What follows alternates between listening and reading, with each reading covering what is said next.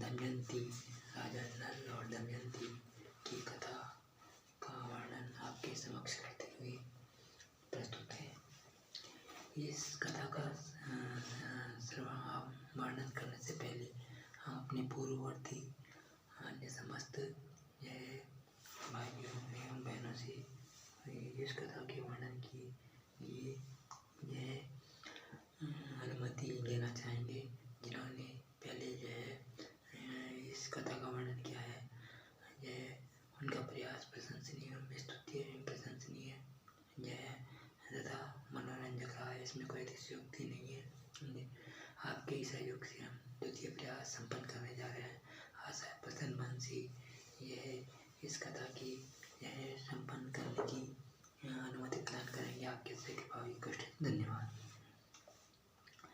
अपने सम्मानित दर्शकों के मनोरंजनार्थ मनभावन वाणी विलास कार्यक्रम के प्रोग्राम प्रोड्यूसर पद्मानंद काला राजा नल और दमयंती के विषय में आपके समक्ष प्रसारण करते हुए आज के युग में प्रत्येक नवयुवक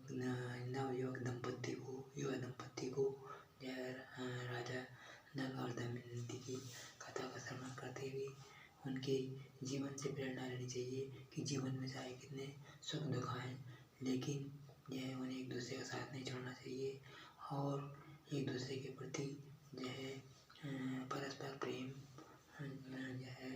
का हर्षोल्लास एवं प्रेम का उत्साहवर्धन होना चाहिए। ये इस कथा का मुख्य सारांश है। निषद देश के राजा वीरसेन के पुत्र का नाम नल था। राजा नल वीर, साहसी, गुणवान, सुंदर, शस्त्र शास्त्र विद्या पारंगत एवं रथ संचालन विद्या के ज्ञाता थे। दमयंती विदर्भ देश जो आजकल पूर्वी महाराष्ट्र के अंतर्गत आता है, उसके राजा भीष्मक की पुत्री थी। वह अत्यंत सुंदरी, सुशील और सर्वगुण संपन्न थी। वह लक्ष्मी के समान सुंदर थी। नल और दमयंती ने विदर्भ एवं निषद के व्यापारियों एवं यात्रियों से एक दूसरे के गुणों की प्रशंसा सुनकर एक दूसरे के प्रति वे अनुरक्त हो गई थी, इसने आसक्त हो गई थी। एक दिन जब राजा नल अपने राजोद्यान में भ्रमण कर रहे थे, तो उनके राजोद्यान के सरोवर में एक सुंदर हंस आया। हंस को देखकर दूत ने राजा को बताया कि महाराज, आपके राजोद्यान में एक सुंदर सरोवर में एक हंस आया है। राजा उस हंस के आने के समाचार को सुनकर जैसे ही उसको पकड़ने के लिए आया, तो वह हंस राजा को देखकर तेज रफ्तार से दौड़ने लगा, लेकिन वह हंस राजा की पकड़ से नहीं बच सका और राजा नल ने उस हंस को पकड़ लिया। तब हंस ने राजा नल से कहा कि महाराज, आप मुझे छोड़ दो। मेरी पत्नी मेरी हंसनी विदर्भ देश में अकेली रहती है। वह मेरे बिना नहीं रह सकती। वह यदि मुझे नहीं देखेगी, मिल पाएगी, वह मुझे नहीं देख पाएगी, तो वह अपने प्राणों को छोड़ देगी, वह मर जाएगी। इस पर राजा नल को दया आ गई। राजा नल ने उस हंस को छोड़ दिया। हंस ने कहा, महाराज, यदि आप मुझे छोड़ देते हैं तो मैं अपनी हंसनी से आपके गुणों का वर्णन करूँगा और वह विदर्भ देश की राजकुमारी दमयंती से आपके गुणगान का वर्णन करेगी। इस प्रकार से जब राजा हंस ने उस सुंदर हंस को राजा नल ने उस सुंदर हंस को छोड़ दिया, तो वह हंस उड़कर विदर्भ पहुँच गया, अपनी पत्नी के पास पहुँच गया और उसने अपनी पत्नी से राजा नल की दया, वात्सल्य, शरणागत वत्सलता एवं समस्त गुणों का वर्णन किया। हंसनी ने दमयंती से राजा नल के विषय में राजा नल के गुणगान का वर्णन करना प्रारंभ किया।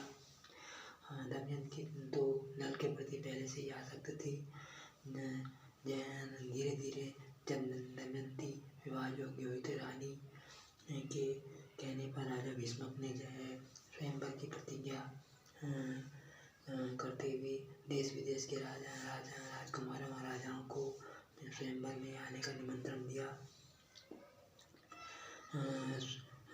दमयंती इतनी सुंदर थी कि न केवल मनुष्य बल्कि देवता राक्षस भी सभी यह दमयंती से विवाह करना चाहते थे।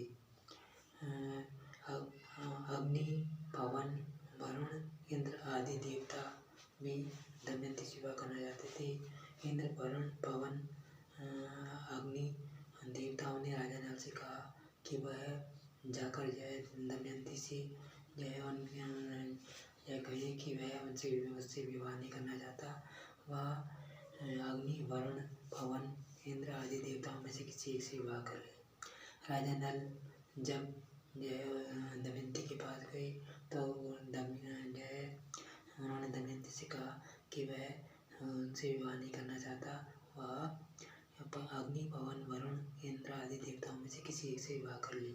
तो इस पर दमयंती ने कहा, मैं तो केवल आपको ही जानती हूँ, आपके विषय में आपके गुणों का वर्णन मैंने सुना है और मैं आपसे अनुराग करती हूँ, आपसे प्रेम करती हूँ, इसलिए मैं आपके सिवा किसी दूसरे से विवाह नहीं कर सकती। मैं आपको छोड़कर किसी से विवाह नहीं करूँगी। ऐसा जब सुना तो स्वयंवर में दमयंती राजकुमारों और राजाओं को देखते हुए जब राजा नल को ढूंढते हुए आगे बढ़ी तो दमयंती को राजा नल के साथ 4 नल और दिखाई दिए। दमयंती बड़ी बुद्धिमान स्त्री थी। उसे पता था कि देवताओं के पैर धरती पर नहीं पड़ते और उनके गले की फूलों की माला नहीं मर जाती। इस प्रकार से उसने असली नल को पहचान कर उसके गले में फूलों की माला डाल दी। इस प्रकार से राजा नल और दमयंती दोनों निषद देश में आकर अपने राज्य में सुखपूर्वक रहने लगी। राजा वीरसेन की मृत्यु के पश्चात राजकुमार नल राजा बने। राजा वैसे तो बहुत बलवान थे, लेकिन उन्हें जुआ खेलने की बहुत बुरी आदत थी। उन्होंने अपने भाई पुष्कर को जुआ खेलने को बुलाया और जुए में वह सब कुछ हार गए। राजपाट हार गए और राजपाट हारने के पश्चात वे वन की ओर सफेद वस्त्र धारण करके और दमयंती भी सफेद रंग की साड़ी ब्लाउज पहनकर वन की ओर चल दी। वन में उन दोनों को बड़ी भूख लगी तो वह राजा नल ने एक तालाब से जाकर कुछ मछलियाँ पकड़कर वह उनको आग में भूनने लगे। तो मछलियों में राख लग गई। वह उस राख को धोने के लिए जैसी नदी में तालाब में गई तो वह मछलियाँ जिंदा होकर भाग गई। राजा को बड़ा दुख हुआ। दमयंती को भूख लग रही थी। भूख प्यास से बेचैन होकर और देर देर पानी पीकर जल पीकर गर्मी में भयंकर गर्मी में आगे बढ़ी तो एक पेड़ की छाया में उन दोनों को नींद आ गई। राजा को तो नींद कहाँ से आनी थी। दमयंती को नींद आ गई और दमयंती को सोया हुआ देखकर राजा बेचैनी से खड़े हो गए। उन्होंने देखा कि एक पेड़ पर सोने के पक्षी आए हुए हैं। उन्होंने अपने वस्त्र उन पर डाले ताकि वह उनको पकड़कर बेचकर अपना आजीविका का नगर में जाकर उनको बेचे, अपना आजीविका के निर्वाह के लिए कुछ धन प्राप्त करे। लेकिन वह राजा के वस्त्र लेकर उड़ गए। अब राजा को बड़ा ही दुख हुआ। उसके वस्त्र भी उड़ गए। उसने सोती हुई दमयंती के शरीर से आधी साड़ी फाड़ कर अपने शरीर पर लपेटी और वह दमयंती को छोड़कर चला गया। इधर दमयंती भी अपने बच्चों को अपने पिता के घर विदर्भ में पहुंच गई। राजा नल इधर वन में जाने लगे। रास्ते में उन्हें एक भयंकर नाग दिखाई दिया। जो नाग अग्नि के बीच जल रहा था। राजा नल ने उस नाग को अग्नि से बचाने के लिए अग्नि से बचाया तो नाग ने राजा नल के माथे पर काट दिया, जिसके जहर से राजा नल काले पड़ गए।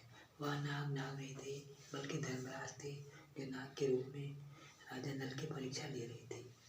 धर्मराज ने कहा कि राजन, मैंने आपको इसलिए काटा है क्योंकि आप बड़े सुंदर हो, कोई भी आपको अपनी नौकरी में नहीं रखेगा, इसलिए काले रंग को देखकर आपको कोई भी व्यक्ति अपनी नौकरी में रख सकता है, जिससे आप अपनी रोजी रोटी चला सकते हैं।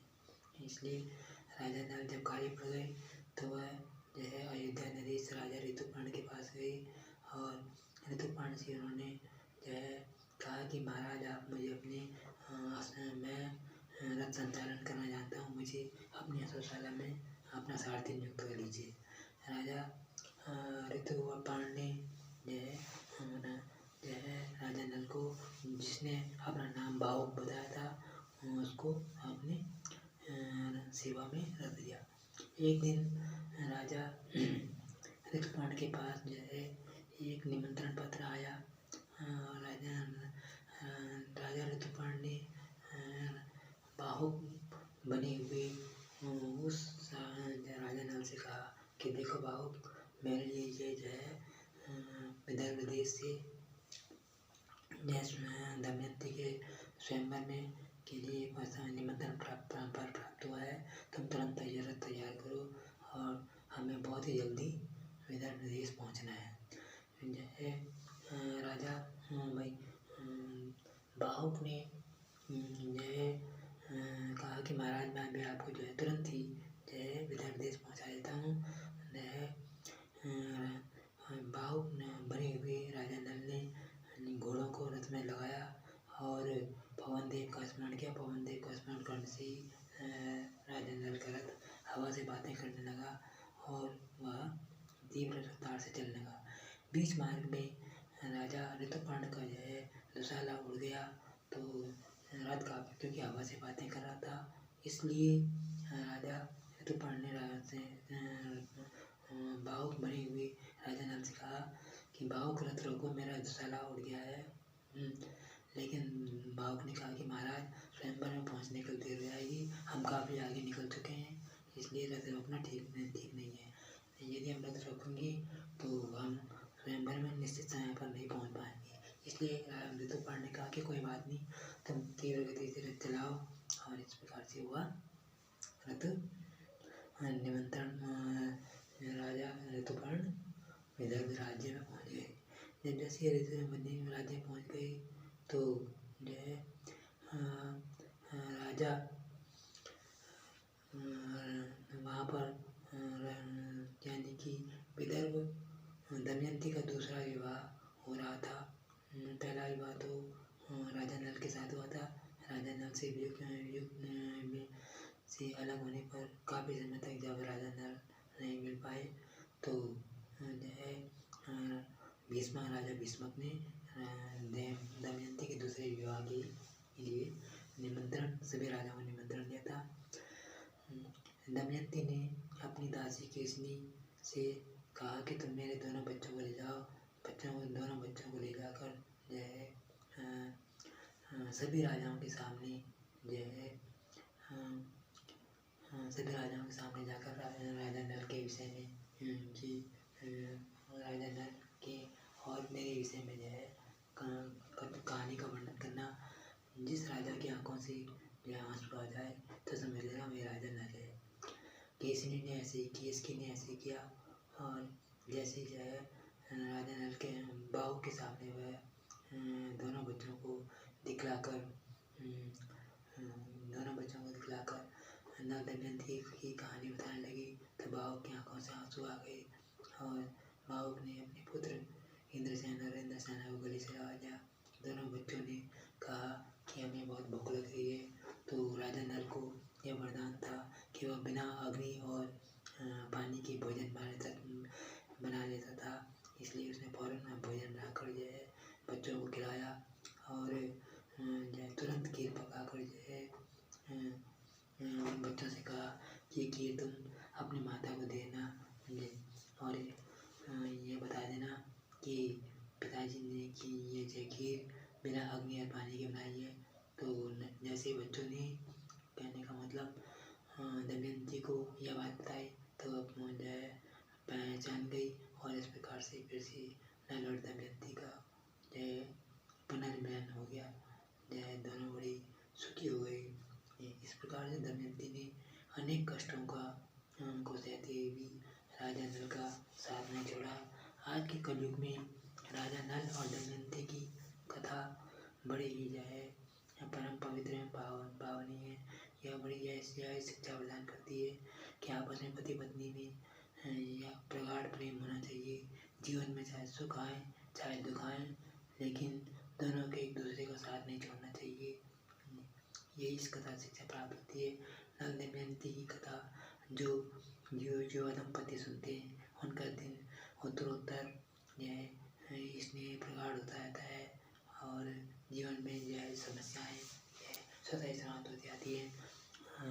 प्रसारण संचालक पद्मानंद काला ईश्वर से प्रार्थना करते हैं कि आपका दाम्पत्य जीवन स्वस्थ रहे, सुखी रहे, स्वानंद रहे। आप जो है दिन दुनी रात चौगुनी उन्नति करें और धन की देवी लक्ष्मी आप मन मुस्कुराते हुए धन की वर्षा करें तथा शक्ति की देवी माता दुर्गा और एवं काली आपको शक्ति संपन्न करे और अपने जीवन में सुख सुखी रहे, आनंद रहे। ये प्रसारण संचालक की आपके ये ईश्वर से शुभकामनाएं हैं। इस कथा का श्रवण, अवलोकन और यथासाधन करने के लिए आपका हार्दिक अभिनंदन।